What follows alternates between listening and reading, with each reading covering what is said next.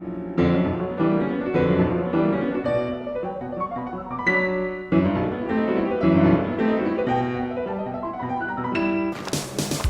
is a free 1987 Honda.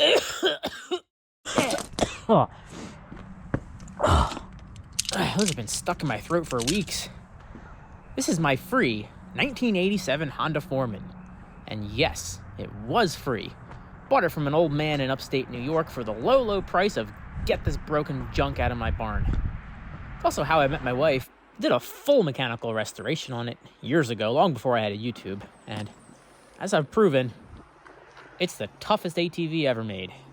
However, even Rocky got old, and these 1987 Foreman 350s have a 1-year-only, model-specific, discontinued by the manufacturer, CDI, just waiting to send me off the cliffs of insanity. When that magic little sparkle box gives up the ghost, my options are to A, gamble $100 on a 38-year-old used one, plunk down almost $200 for an OEM CDI of unknown authenticity, or, you know. The problem is, even the Chinese knockoff CDIs are hard to find for this. Rick's Motorsports can't help you either. You have an 88 and up Foreman or an 87 non-Foreman, you're fine. But if you have an 87 Foreman like this, you're still dicked. But not anymore. In this video, I'm going to show you how, with nothing more than a wiring diagram, a soldering iron, a Reese's, and a moderately sober left brain, you can make any 86 to 93 4-Trax 350 or 300 CDI work on any other 86 to 93 4-Trax 300 or 350 ATV.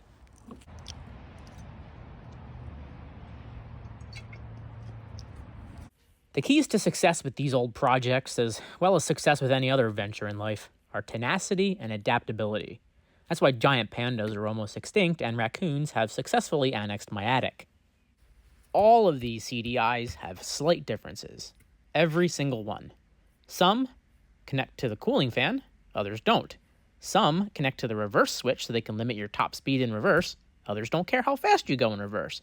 Some are powered by AC, some are powered by DC, and they all look the f***ing same. It's maddening. But they all need the same 4 things to function at a basic level.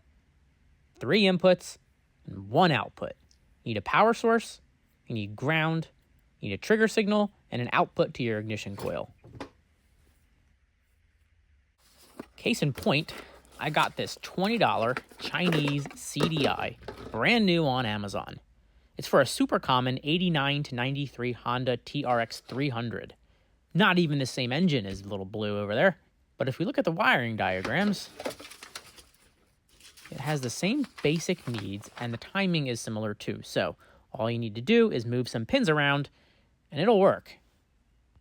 Here's the pinout for 2 different 350s and the pinout for that Chinese 300 CDI. Someone was too stingy to spring for the colored cartridge, so here. I'll post a link to a JPEG if I feel like it. 2 of the critical wires are going to be the same on every model.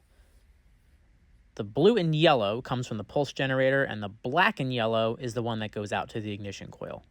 It's going to be the same on every single one. The rest of the pins are different. The TRX 300 CDI wants to see ground at this pin here, which the TRX 350D harness doesn't even have. Oh no, I'm flummoxed. Whatever shall I do? Just ground it to the chassis. Or you can tie it to the light green-red wire that goes to the neutral ground switch. That way it only starts in neutral for safety reasons, I guess. Or you could do what I did years ago and ground that neutral switch wire to the chassis. If you've ever shut one of these off in 4th gear and had to rock it back and forth to get it back down to neutral so you could start it again, you'll know why I did that. The TRX 300 CDI also wants to see AC voltage from one of the 3 alternator winding phases, and there's no pin for that on the Foreman either. So you can just tie into any one of these 3 alternator wires here, the yellow ones, if you want to. Or you can just leave it connected to air. These Chinese CDIs do not care if that wire's connected. Don't ask me how or why. I don't look gift horses in the mouth. The gray wire varies over the years, but I've just spliced that to the black and white switched ignition wire, which made the CDI happy. You'll notice I've just shoved the wires in and haven't properly soldered or crimped anything. It's not fear of commitment, and it's not poor workmanship. It's just dishonesty. I've misled you. That little CDI works great. I have no need to make this repair. But knowing that I have options, a plan for the inevitable demise of this CDI, eases my anxiety about the future, and I'm also hoping it can help one of you too. I've got the blue and yellow trigger signal wire connected to the blue and yellow trigger signal wire on the harness. I've got the black and yellow ignition coil output going to the black and yellow ignition coil Too much whiskey. Let me try that again. The black and white switched 12-volt source from the machine here is going to the black and white switched input on the CDI, as well as the constant 12-volt gray wire on the CDI. 2 birds, 1 stone. The ground wire on the CDI is grounded to the ground.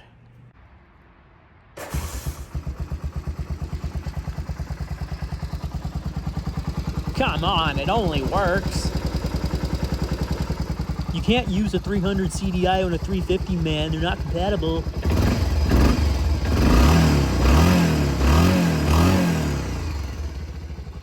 Tenacity and adaptability. How you modify your wiring is up to you, but I see 3 ways. The first, easiest, and most permanent is to cut and splice the wires. That's how I did it. The second involves popping the pins out. This is less permanent, so if you're a purist, this is the way to go. See that locking tab in there? Go find your Honey, I Shrunk the Kids screwdriver set and grab the tiniest slotted screwdriver you have. If you depress the locking tab, you can harmlessly pull the pin out. See the locking tab there?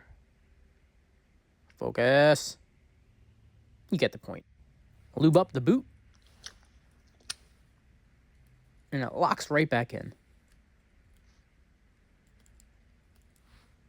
The third, most difficult and least invasive way is to get one of these GY6 CDI adapter cable scooter quad CG CDI square round connector converter, made in Japan. The male end plugs right into the CDI, and the female end is generic for use on generic Chinese applications, I guess, where you want to use a Honda CDI. Unfortunately, I could not find the female connector anywhere on the internet, so get jiggy with your Dremel and see if you can scavenge it off of your old fried CDI.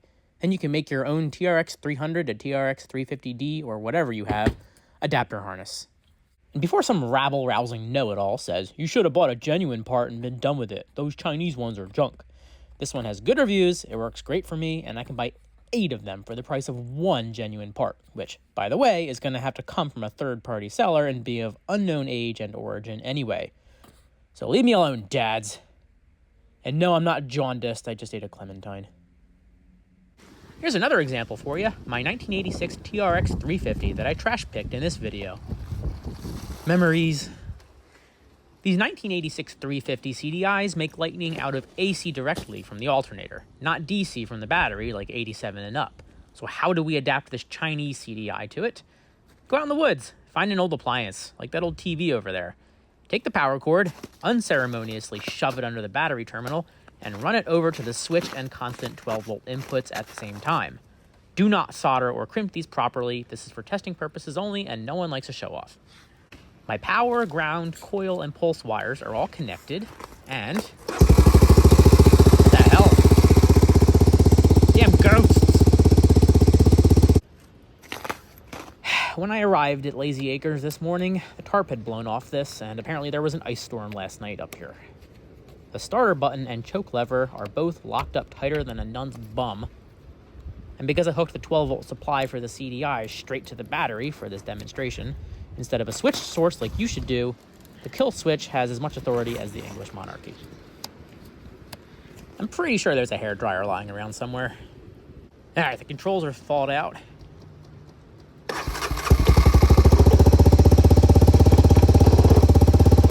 Ignore that rattling from the transmission. See?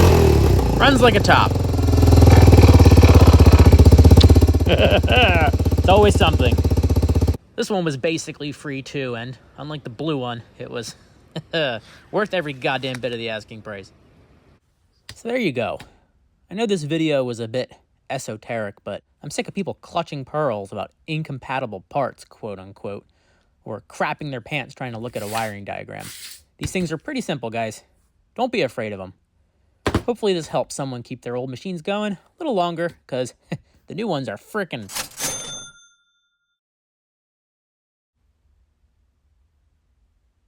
Bonne nuit, la panda. Viva la résistance.